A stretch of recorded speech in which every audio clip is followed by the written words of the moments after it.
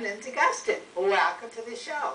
Today we've invited two pastry chefs, Nicola and Jessica. They're from Pure Pasti, and that's in Vienna, Virginia. And today they're going to make an easy, rough puff pastry with filling. So welcome to the show, both of you. Thank you so much. So tell us a little bit about yourselves.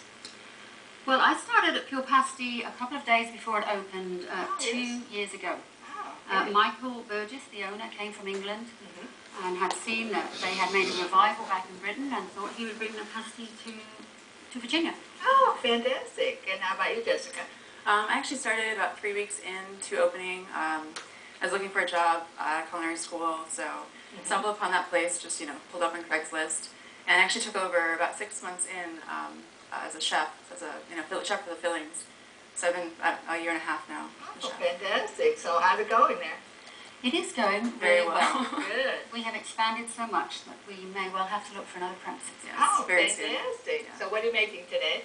We are going to make, this is the pasty, this is the end product. This is it, what you're making? Yeah, and we are going to show you in stages how to make that. I am going to demonstrate how to make the dough, and I'll be doing the traditional filling inside, just beef and potato, carrot. So. Wow. and then we'll all have fun putting them together. Yes. Oh, sounds good. We'll be right back with the first recipe.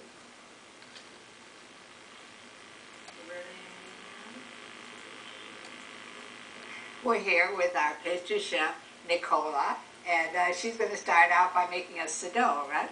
That's correct. We have to end up with a dough that is sturdy enough to hold the filling. Right. So the pastry we're going to make is called rough puff pastry. It is a cross between short crust, which would be too easy to break, and puff pastry, which has the layers of flakiness, but is too light to put in. So this is a mixture of the two, so you get both combined. And so to do that, we need 1 pound of strong flour or bread flour, which you can buy in a local supermarket, 1 teaspoon of salt. We have 8 ounces of cold water. It must be cold. 1 teaspoon of lemon juice. The lemon juice helps the dough, if you leave it around a while, not turn brown. Sometimes flour can change colour. And then we have some butter. Butter here. 4 ounces of butter and 6 ounces of Spectrum, which is just another shortening, but we use organic in the shop. Oh, you do? And you can buy it in your local store.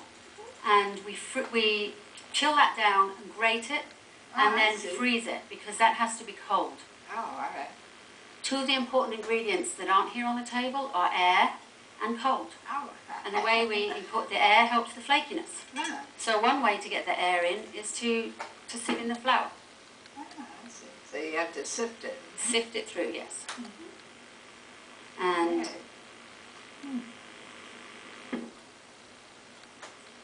and we also need to add the teaspoon of salt at this stage. Okay. If you would like to put that in. Teaspoon. Yeah. So how many will this make? This will yield about 8 pasties. Oh, okay. And we also need to have a teaspoon of the lemon juice in the water, if you would like to do that while we're This getting 1 this teaspoon of this? into the cold water. To the water, okay. And then to make this as simple as possible, to make it home, we grated this so it's not too big and doesn't take a long time to rub in. Oh, that's a good idea, yes. So we just put all that in, and put all this in. Well, that makes it easier to work And with you when just, it's grated. that's right, you just mix it in. Wow. And so the reason it needs to be cold is because if the butter and the Spectrum get hot too soon, they start to release their moisture, Oh, they do? and then the dough gets too slack. You need the moisture in the cooking process to make steam, to make the layers puff up. So that is why cold is really important. Now we're going to put in the 8 ounces of water, which is approximate, because depending on the humidity, the flour might have more moisture in it. And you can do that by hand if you want. Yes. If you have a mixer at home, you can quickly do this on a mixer as well. So how do you do it at Pure Pasti? At Pure Pasti, we obviously make it in greater amounts than this, and we would do it on a big mixer. We put in the flour, add in the salt, and then follow exactly the same procedure. I bet they're very popular. They are very popular. The shop is really getting busy and expanding. So what's the history of the pasties? The history of the pasties is they were around in England for a long, long time. They've been noted as far back as Henry VIII, one of his Really? wives, made them. Not kidding. Maybe that's the one that survived. She made pasties. Uh-huh. But they're famous in Cornwall. Are you Because from England? I'm originally from England, Yeah. 2 counties along from Cornwall. So then we just tip that out. It doesn't have to look pretty at this stage because we just have to knead it a tiny bit. So they have a lot of these they sell in England, huh? Yes, they do. It's like a staple food. And we get the rolling pin, roll it a little bit this way. And so it doesn't look pretty at this stage because Yeah. we've still got the lumps of fat in the dough. But that's okay. That's fine because as we roll it, we need a little bit of extra flour here. But we don't want to use too much because then it will make the dough too dry.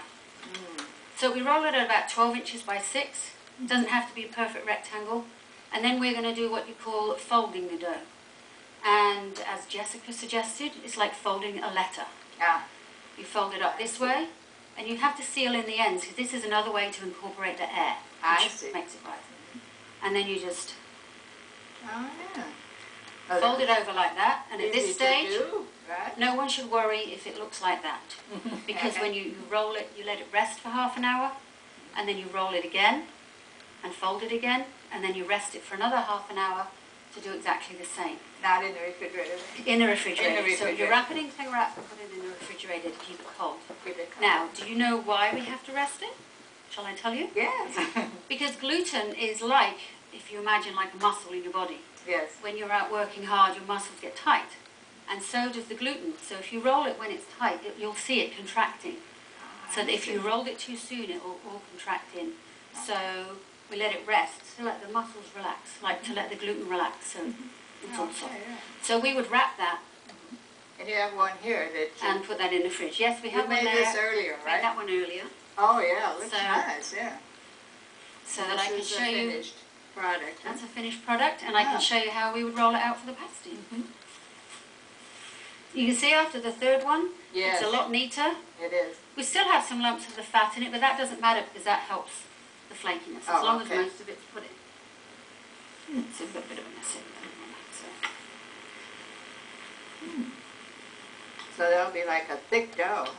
We have to roll it out quite thin, not quite as thin as like if you bought a puff pastry sheet. Oh, but a little bit thicker. But I'm going to roll it out to the size of this mat. And you turn it each time you, It helps to stop it sticking. If you use a little bit of flour, not too much, but if you turn it, if you keep it in one position, it will end up sticking to the board below. so it's good to turn. Yeah, I see. rolling pin, sticky with all the fat. Oh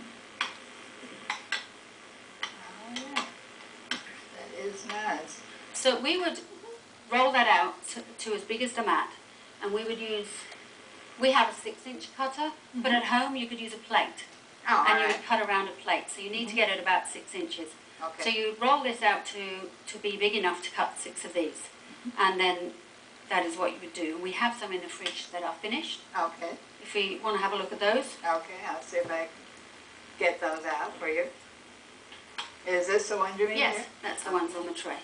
Oh yeah, I see. You've got them all cut out. Yeah, we have some ready that are rested.